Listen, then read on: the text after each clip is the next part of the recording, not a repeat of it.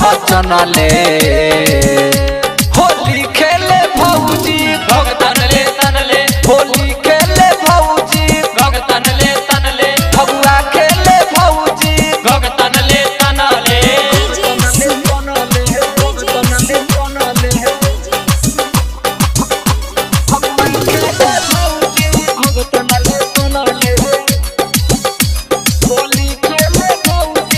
नया नया आइल रहे भैया के घर में देखी फिदा भैनी के नजर में नया नया आइल रहे भैया के घर में देखी फिदा भैनी के नजर में देवर भौजाई के रिश्तो ना जनले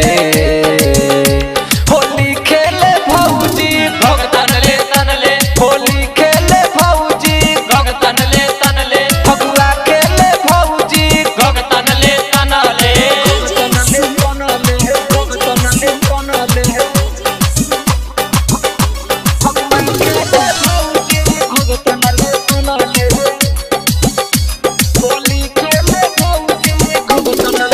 हम के रंगली उ रंगले बा हमके होली भइल बाटे अस खूब जमके हम के रंगली उ रंगले बा हमके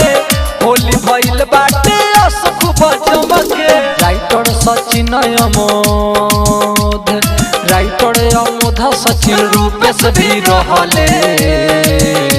होली खेले भौजी भगतन ले तनले होली खेले भौजी भगतन ले तनले फगुआ खेले भौजी भगतन ले तनले आइल रहे यारवा होली के सुतार भौजी के लागल रहे फगुना बेयार रंग लेके गोइनी हमें ना पहचनले